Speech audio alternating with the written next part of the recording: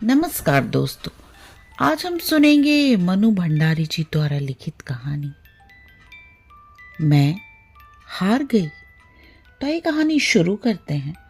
जब कवि सम्मेलन समाप्त हुआ तो सारा हॉल हंसी का कहो और तालियों की गड़गड़ाहट से गूंज रहा था। हॉल में मैं ही एक ऐसी थी जिसका रोम रोम क्रोध से जल रहा था। उस सम्मेलन की अंतिम कविता थी बेटे का भविष्य। उसका सारांश कुछ इस प्रकार था।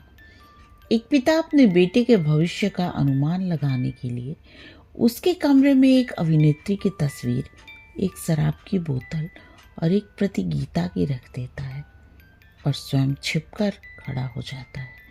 बेटा आता है और सबसे पहले अभिनेत्री की तस्वीर को उठाता है। उसकी बांछें खिल जाती हैं। बड़ी हसरत से उसे वो सीने से लगाता है, चूमता है और रख देता है। उसके बाद शराब की बोतल से 2-4 घूंट पीता है। थोड़ी देर बाद मुंह पर अत्यंत गंभीरता के भाव लाकर बगल में गीता दबाए बाहर निकलता है। बाप बेटी की यह करतूत देखकर उसके भविष्य की घोषणा करता है, ये साला तो आजकल का नेता बनेगा। कवि महोदय ने एक पंक्ति पढ़ी ही थी कि हॉल के कोने से दूसरे कोने तक हंसी की एक लहर दौड़ गई। पर नेता की ऐसी फजीहत देखकर मेरे तो तन बदन में आग लग गई। साथ आए हुए मित्र ने व्यंग करते हुए कहा, क्यों, तुम्हें तो ये कविता बिल्कुल पसंद नहीं आई होगी। तुम्हारे पापा एक बड़े नेता हैं। मैंने गुस्से में जवाब दिया, पसंद? मैंने आज तक इससे भद्दी और भोंडी कविता नहीं सुनी। अपने मित्र के व्यंग की तिक्तता को मैं खूब अच्छी तरह पहचानती थी। उनका क्रोध बहुत कुछ चिलम न मिलने वालों के आक्रोश के समान ही था। उसके पिता चुनाव में मेरे पिताजी के प्रतिद्वंदी के रूप में खड़े हुए थे और हार गए थे। उस तमाचे को वे अभी तक नहीं भूले थे। आज ये कविता सुनकर उन्हें दिल की जलन निकालने का अवसर मिला। उन्हें लग रहा था मानो उनके पिता का हारना भी आज सार्थक हो गया। पर मेरे मन में उस समय कुछ और ही चक्कर चल रहा था। मैं जली भुनी जो गाड़ी में बैठी तो सच मानिए सारे रास्ते यही सोचती रही कि किस प्रकार इस कवि महाशय को करारा सा जवाब दूं। मेरे पापा जी के राज में ही नेता की ऐसी छीछालेदर भी कोई चुपचाप सह लेने की बात थी भला। चाहती तो यही थी कि कविता में ही उनको जवाब दूं, पर इस ओर कभी कदम नहीं उठाया था। सो निश्चय किया कि कविता नहीं तो कहानी ही सही। अपनी कहानी में मैंने एक सर्वगुण संपन्न नेता का निर्माण करने की योजना बनाई, जिसे पढ़कर कवि महाशय को अपनी हार माननी ही पड़े। भारी सभा में वो जो नाले मार गए थे उस पर मैं तहला नहीं, सीधे इक्का ही फटकारना चाहती थी, जिससे बाजी हर हालत में मेरी हो। यही सब सोचते सोचते मैं कमरे में घुसी तो दीवार पर लगी बड़े बड़े नेताओं की तस्वीरों पर नजर गई। सबके प्रतिभाशाली चेहरे मुझे प्रोत्साहन देने लगे। सब नेताओं के व्यक्तिगत गुणों को एक साथ ही मैं अपने नेता में डाल देना चाहती थी, जिससे वह किसी भी गुण में कम न रहने पाए। पूरे सप्ताह तक मैं बड़े बड़े नेताओं की जीवनियां पढ़ती रही और अपने नेता का ढांचा बनाती रही। सुना था और पढ़कर भी महसूस किया कि जैसे कमल कीचड़ में उत्पन्न होता है, वैसे ही महान आत्माएं गरीबों के घर में ही उत्पन्न होती हैं। सो सोच विचार कर एक शुभ मुहूर्त देखकर मैंने सब गुणों से लैस करके अपने नेता का जन्म गांव के एक गरीब किसान की झोंपड़ी में करा दिया। मन की आशाएं और उमंगें जैसे बढ़ती हैं, वैसे ही मेरा नेता भी बढ़ने लगा। थोड़ा बड़ा हुआ तो गांव के स्कूल में ही उसकी शिक्षा प्रारंभ हुई। यद्यपि मैं इस प्रबंध में विशेष संतुष्ट नहीं थी, पर स्वयं ही मैंने ऐसी परिस्थिति बना डाली थी कि इसके सिवाय कोई चारा नहीं था। धीरे धीरे उसने मिडिल पास किया। यहाँ तक आते आते उसने संसार के सभी महान व्यक्तियों की जीवनियों और क्रांतियों की किताब पढ़ डाली। देखिए, आप बीच में ये मत पूछ बैठिए कि 8वीं का बच्चा इन सबको कैसे समझ सकता है। ये तो एकदम अस्वाभाविक बात है। इस समय मैं आपके किसी भी प्रश्न का जवाब देने की मनस्थिति में नहीं हूँ। आप ये न भूले कि यह बालक एक महान भावी नेता है। हाँ, तो ये सब पढ़कर उनके सीने में बड़े बड़े अरमान मचलने लगे, बड़े बड़े सपने साकार होने लगे, बड़ी बड़ी उमंगे करवटें लेने लगी। वह जहाँ कहीं भी अत्याचार देखता, मुठ्ठियाँ भींच भींच कर संकल्प करता, उसको दूर करने की बड़ी बड़ी योजनाएं बनाता, और मुझे उसकी योजनाओं में, उसके संकल्पों में अपनी सफलता हंसती खेलती नजर आती। एक बार जानकर खतरा मोल लेकर मैंने जमींदार के कारिंदों से ही उसकी मुठभेड़ करा दी, और उसकी विजय पर उससे अधिक हर्ष मुझे हुआ। तभी अचानक एक घटना घट गई। उसके पिता की अचानक मृत्यु हो गई। दवा इलाज के लिए घर में पैसा नहीं था, सो उसके पिता ने तड़प तड़प कर जान दे दी, और वो बेचारा कुछ भी न कर सका। पिता की इस बेबसी की मृत्यु का भारी सदमा उसको लगा। उसकी बूढ़ी माँ ने रोते रोते प्राण तो नहीं, पर आंखों की रोशनी गंवा दी। घर में उसकी एक विधवा बुआ और एक छोटी क्षयग्रस्त बहन और थी। सबसे भरण पोषण का भार उस पर आ पड़ा। आय का कोई साधन था नहीं। थोड़ी बहुत जमीन जो थी, उसे जमींदार ने लगान बकाया निकाल कर हथिया दिया। उसके पिता की विनम्रता का लिहाजा करके अभी तक चुप बैठा था। अब क्यों मानता? उसके क्रांतिकारी बेटे से वो परिचित था, जो अवसर मिलते ही बदला ले लिया। अब मेरे भावी नेता के सामने भारी समस्या थी। वो सलाह लेने मेरे पास आया। मैंने कहा, अब समय आ गया है, तुम घर बार और रोटी की चिंता छोड़कर देश सेवा के कार्य में लग जाओ। तुम्हें देश का नवनिर्माण करना है। शोषितों की आवाज़ को बुलंद करके देश में वर्गहीन समाज की स्थापना करनी है। तुम सब कुछ सफलतापूर्वक कर सकोगे, क्योंकि मैंने सब आवश्यक गुण भर दिए हैं। उसने बहुत ही बुझे हुए स्वर में कहा, ये तो सब ठीक है, पर मेरी अंधी माँ और बीमार बहन का क्या होगा? मुझे देश प्यारा है, पर ये लोग भी कम प्यारे नहीं। मैं झल्ला उठी। तुम नेता होने जा रहे हो या कोई मजाक है? जानते नहीं, नेता लोग कभी अपने परिवार के बारे में नहीं सोचते। वे देश के, संपूर्ण राष्ट्र के बारे में सोचते हैं। तुम्हें मेरे आदेश के अनुसार चलना होगा। जानते हो, मैं तुम्हारी सृष्टा हूं, तुम्हारी विधाता। उसने सब कुछ अनसुना कर दिया। यह सब तो ठीक है, पर मैं अपनी अंधी माँ की दर्द भरी आहों की उपेक्षा नहीं, किसी भी मूल्य पर नहीं कर सकता। तुम मुझे कहीं नौकरी क्यों नहीं दिला देती? गुजारे का साधन हो जाने पर मैं बाकी सारा समय सहर्ष देश सेवा में लगा दूंगा। तुम्हारे सपने सच्चे कर दूंगा, पर पहले मेरे पेट का कुछ प्रबंध कर दो। मैंने सोचा क्यों ना अपने पिताजी के विभाग में इसे कोई नौकरी दिलवा दूं, पर पिता की उदार नीति के कारण कोई जगह खाली भी नहीं रहती थी। देखा तो सब जगह भरी हुई थी। कहीं मेरे चचेरे भाई विराजमान थे, तो कहीं फुफेरे। मतलब यह कि मैं उसके लिए कोई प्रबंध न कर सकी।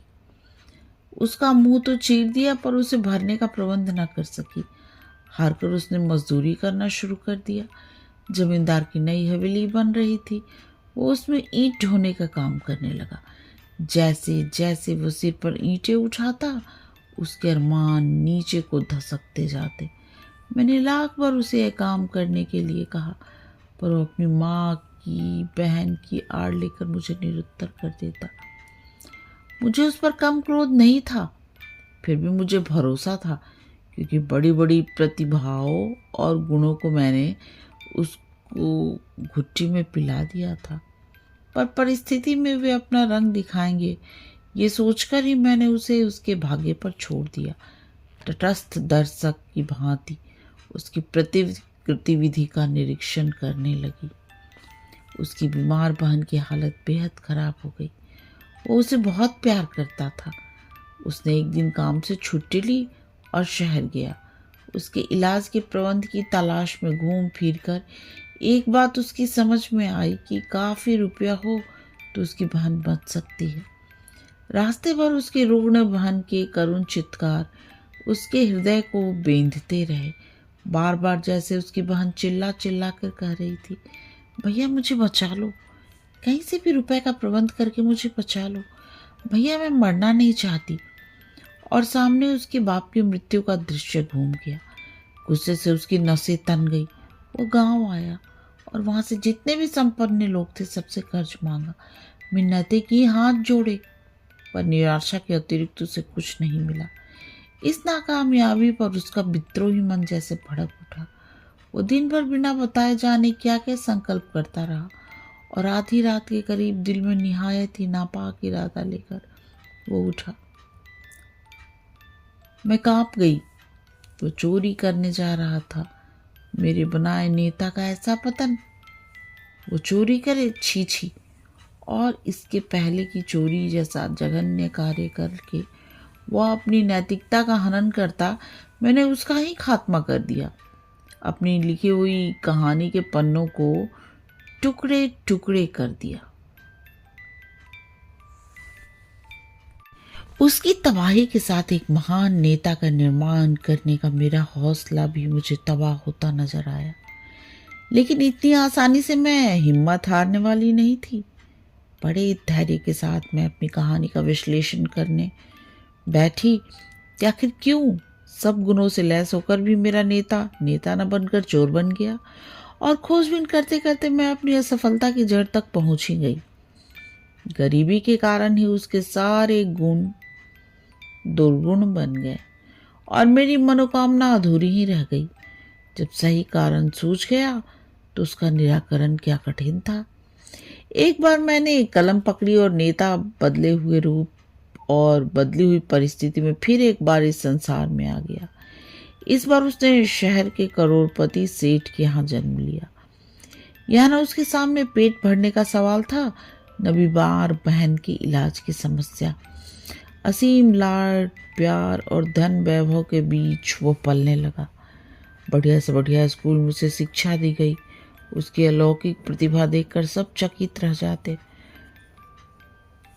वह अत्याचार होते देख दिल मिला जाता।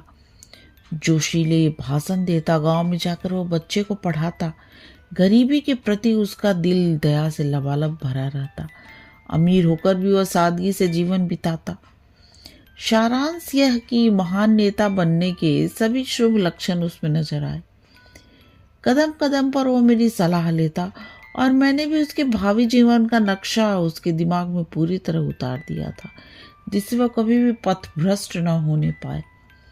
मैट्रिक पास करके वह कॉलेज गया, जिस कॉलेज में एक समय में केवल राजाओं के पुत्र ही पढ़ा करते थे और जहाँ रईसी का वातावरण था। उसी कॉलेज में उसने पिता से कहकर खुद को भर्ती कराया। लेकिन मेरी सारी सावधानी के बावजूद उन रईस यादों की सोहबत अपना रंग दिखाए बिना न रही। वो अब जरा आराम तलब हो गया। मेरे सलाह मशवरे की अब उसे कोई चिंता न रही। घंटों अब वो कॉफ़ी हाउस में रहने लगा और एक दिन मैंने उसे हाउजी खेलते देखा। मेरा दिल धक से रह गया। जुआ, हाय राम, ये क्या हो गया। मैं संभल कर कुर्सी पर बैठ गई और कलम को कसकर पकड़ लिया। कलम को जोर से पकड़कर ही मुझे लगा मैंने उसकी नकेल को कसकर पकड़ लिया, पर उसके तो जैसे अपर निकल आए थे। जुआ ही उसके नैतिक पतन की अंतिम सीमा न रही। कुछ दिनों बाद ही मैंने उसे शराब पीते भी देखा। मेरा क्रोध सीमा के बाहर जा चुका था। मैंने उसे अपने पास बुलाया। अपने क्रोध पर जैसे तैसे काबू रखते हुए मैंने उससे पूछा, जानते हो मैंने तुम्हें किस लिए बनाया है। वो अभी मानो मेरा सामना करने के लिए पूरी तरह तैयार होकर आया था। बोला, अपने स्वार्थ की पूर्ति करने के लिए, अपनी इच्छा पूरी करने के लिए तुमने मुझे बनाया, पर यह जरूरी नहीं कि मैं तुम्हारी इच्छा अनुसार ही चलूं। मेरा अपना अस्तित्व भी है, मेरे अपने विचार भी हैं। मैं चिल्ला उठी, जानते हो तुम किससे बातें कर रहे हो। मैं तुम्हारी सृष्टा हूँ, तुम्हारी निर्माता। मेरी इच्छा के बाहर तुम्हारा कोई स्वतंत्र अस्तित्व नहीं। वह हंस पड़ा। अरे तुमने अपनी कलम से पैदा किया है। मेरे इन दोस्तों को देखा, इनकी अम्माओं ने इन्हें अपने जिस्म से पैदा किया है, फिर भी वो इनके निजी जीवन में इतना हस्तक्षेप नहीं करती जितना तुम करती हो। तुमने तो मेरी नाक में दम कर रखा है। ऐसा करो वैसा मत करो, मानो मैं आदमी नहीं काठ का उल्लू हूँ। सो बाबा, ऐसी नेतागिरी मुझसे निभाए ना निभेगी। ये उम्र दुनिया की रंगीनी और घर की अमीरी बिना लुत्फ उठाए यूं ही जवानी क्यों बर्बाद की जाए? ये सब करके क्या नेता बना जा सकता है? और मैं कुछ कहूँ उसके पहले ही वो सीटी बजाता हुआ चला गया। कल्पना तो कीजिए उस जलालत की जो मुझे सहनी पड़ी। इच्छा तो यही हुई कि अपने पहले वाले नेता की तरह इसका भी सफाया कर दूं, पर सदमा इतना गहरा था कि जोश भी न रहा। इतना सब हो जाने पर भी जाने क्यों मन में एक छन्न सी आशा बनी हुई थी कि शायद वो सीधे रास्ते पर आ जाए। गांधी जी ने भी तो एक बार बचपन में चोरी की थी, बुरे कर्म किए थे, फिर अपने आप रास्ते पे आ गए। संभव है इसके हृदय में भी कभी पश्चाताप की आग जले और यह अपने आप सुधर जाए। पर प्रतीक्षा करने लगी जब वो पश्चाताप की अग्नि में झुलसता हुआ मेरे चरणों में आ गिरेगा और अपने किए की क्षमा मांगेगा। पर ऐसा शुभ दिन कभी नहीं आया। जो दिन आया वो कल्पनातीत था। एक बहुत ही सुहावनी सांझ को मैंने देखा कि वो खूब सज धज रहा है। आज का लिबास कुछ अनोखा ही था। शार्क स्किन की सूट की जगह सिल्क की शेरवानी थी। सिगरेट की जगह पान था। सेंट महक रहा था। बाहर हॉर्न बजा और वह गुनगुनाकर अपने मित्र की गाड़ी में जा बैठा। गाड़ी एक बाहर के सामने रुकी और रात तक वे साहबजादे पैक पर पैक डालते रहे, भद्दे मजाक करते रहे और ठहाके लगाते रहे। रात के 9 बजे उठे तो पैर लड़खड़ा रहे थे। जैसे तैसे गाड़ी में बैठे और फिर ड्राइवर से जिस गंदी जगह चलने को कहा, उसका नाम लिखते ही मुझे लज्जा आती है। अपने को बहुत रोकना चाहती थी, फिर भी वह घोर पाप मैं सहन न कर सकी और तय कर लिया कि आज जैसे भी होगा मैं फैसला कर ही डालूंगी। मैं गुस्से से कांपती हुई उसके पास पहुंची। इस समय उससे बात करने में भी मुझे घृणा हो रही थी। क्रोध से मेरा रोम रोम जल रहा था। फिर भी अपने को काबू में रखकर स्वर को भरसक कोमल बनाकर मैंने उससे कहा, एक बार अंतिम चेतावनी देने के ख्याल से ही मैं इस समय तुम्हारे पास आई हूँ। तुम्हारे यह सर्वनाश देखकर जानते हो मुझे कितना दुख होता है। अब भी समय है, संभल जाओ। सुबह का भूला यदि शाम को घर आ जाए तो भूला नहीं कहलाता। पर इस समय वह शायद मुझसे बात करने की मनस्थिति में नहीं था। उसने पान चबाते हुए कहा, अरे जान, ये क्या तुमने हर समय नेतागिरी का पछड़ा लगा रखा है? कहाँ तुम्हारी नेतागिरी और कहाँ क्षम्या का क्षमा का? देख लो तो बस शुरू आ जाए। मैंने कान बंद कर लिए। वो कुछ और भी बोला पर मैंने सुना नहीं। पर जो उसने आंख मारी वो दिखाई दी और मुझे लगा जैसे पृथ्वी घूम रही है। मैंने आंखें बंद कर ली और गुस्से में होठ काट लिए। क्रोध के आवेग में कुछ भी कहते नहीं बना, केवल मुंह से इतना ही निकला, दुराचारी असिस्टेंट ना रखिए कि हुए। उसके मित्र ने जो कुछ कहा उसकी हल्की सी ध्वनि मेरे कान में पड़ी। वो जाते जाते कह रहा था, अरे ऐसी घोर हिंदी में फटकारोगी तो वो समझेगा भी नहीं, जरा सरल भाषा बोलो। और अधिक सहना मेरे बूते की बात नहीं थी। मैंने जिस कलम से उसको उत्पन्न किया उसी कलम से उसका खात्मा भी कर दिया। वो छमिया के यहाँ जाकर बैठने वाला था कि मैंने उसे रद्दी की टोकरी में डाल दिया। जैसा किया उसने तो अपने किए का फल पा लिया, पर मैं समस्या का समाधान नहीं पा सकी। इस बार भी असफलता ने तो बस मुझे रुला ही दिया। अब तो इतनी हिम्मत भी नहीं रही कि एक बार फिर मध्यम वर्ग में अपना नेता उत्पन्न करके फिर से प्रयास करती। इन 2 हत्याओं के भार से मेरी गर्दन टूटी जा रही थी और हत्या का पाप ढूंढने की न इच्छा थी न शक्ति ही।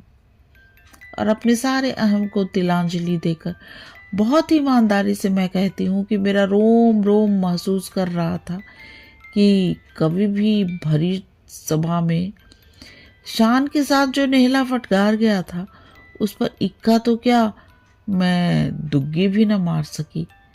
मैं हार गई, बुरी तरह हार गई। कहानी समाप्त। कहानी सुनने और अपना कीमती समय देने के लिए आप सबका बहुत बहुत धन्यवाद।